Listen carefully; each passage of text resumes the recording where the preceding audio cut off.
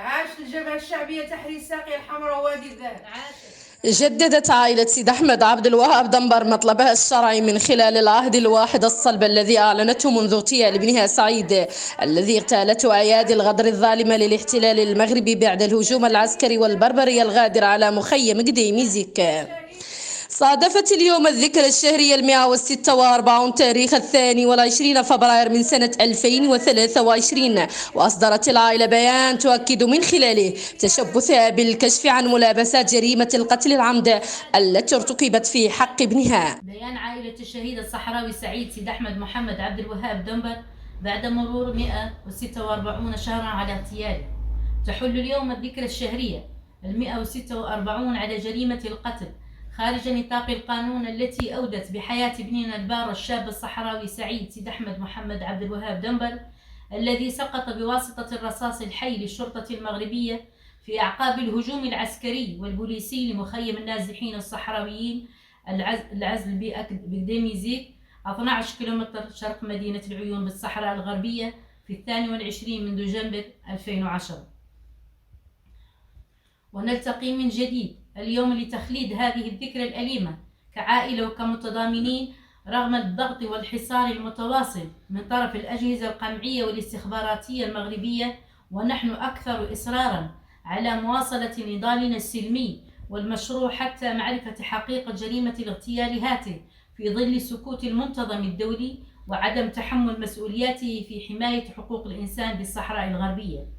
كما تحل هذه الذكرى والوضع الحقوقي في الصحراء الغربية يزداد سوءا بسبب إمعان الدولة المغربية في تعنتها، ضاربة عرض الحائط بكل التزاماتها الدولية دون حسيب أو رقيب، حيث قامت قوات القمع باعتراض بعض المناضلين الصحراويين الذين كانوا في لقاء تواصلي ببيت العائلة بالعيون الصحراء الغربية بتاريخ 18 فبراير 2023. بعد خروجهم قامت بتعنيفهم بشكل همجي ووحشي بالشارع العام، مما أدى إلى إصابات بليغة في صفوفهم، وخاصة كل من المناضلات والمناضلين التالية أسماءهم: الدقجة لشقر، مينا الباعلي، الزهر الغريد، الصالحة بوتنجيزة، أغلي عجنة، وخيارهم عليا، والكورية السعيدي، ومباركة علينا الباعلي، بنين المكي، والعروسي تقلبوت، والعبد العزيز بياي، واخيرا عبد الكريم بيركات، ومريم دنبر اخت الشهيد سعيد دنبر.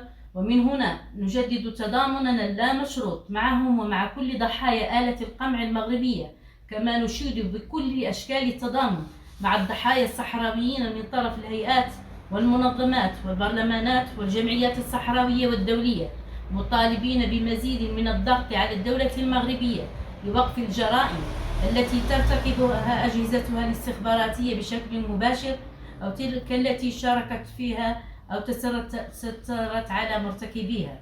وإذ نطالب أيضا بمزيد من الضغط من أجل فرض الاحترام التام لكافة الحقوق المدنية والسياسية والاقتصادية والاجتماعية للشعب الصحراوي، مع التسريع بالإطلاق الفوري لسراح جميع المعتقلين السياسيين الصحراويين، وعلى رأسهم مجموعة قديميزيك، والكشف عن مصير جميع المختفين الصحراويين مجهول المصير، وكذا وقف النهب الممنهج لثروات الصحراء الغربية. فإننا نعلن للجميع تشبثنا بنضالنا السلمي من أجل كشف الحقيقة الكاملة حول جريمة القتل خارج نطاق القانون التي أودت بحياة ابننا سعيد دنبر، وذلك من خلال معرفة مكان جثة ابننا سعيد التي تم إخراجها من مكانها بقسم الأموال بما يسمى الحسن بالمهدي بالعيون الصحراء الغربية بعد مرور 17 شهرا و13 يوما من مقتله دون إشعارنا ودون حضور أي فرد من عائلتنا ومحامينا. إجراء تشريح طبي شرعي وفق المواصفات المعمول بها دوليا في هذا المجال لمعرفة ظروف وملابسات اغتياله واحتمالات تعرضه للتعذيب قبل وفاته. تحميل الدولة المغربية لمسؤولياتها بجريمة الاغتيال هاته ما دام المنفذ المفترض شرطي نظامي مغربي، وسلاح الجريمة في ملكية الدولة المغربية، عن عائلة الشهيد الصحراوي سعيد سيد أحمد محمد عبد الوهاب دنبر العيون الصحراء الغربية 22 من فبراير 2023. كالعادة شهد المنزل حصار من طرف سلطات الاحتلال لمنع المتضامنين من الولوج إليه. في نفس اليوم وزعت المناضلات الصحراويات المناشير وحملت الأعلام الوطنية ورددت شعارات تحيي الجبهة الشعبية لتحرير الساقية الحمراء ووادي الذهب، لأنها الممثل الوحيد والشرعي للشعب الصحراوي ورائدة كفاحه الوطني.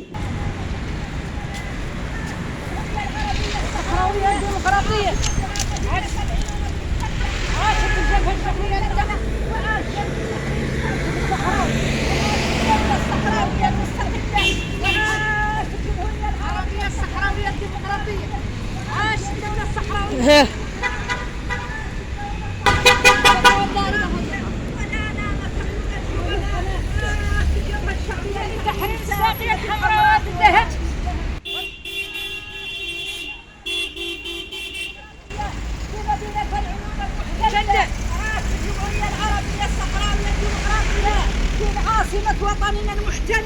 عاشت الجمهورية العربية الصحراوية. تحية المجد والعز والفخر والنضال لكل الصامدين في وجه الاحتلال، ويبقى شعارنا تصعيد القتال لطرد الاحتلال واستكمال السيادة. الصالحة محمد البشير، بوتنجيزة، العيون المحتلة.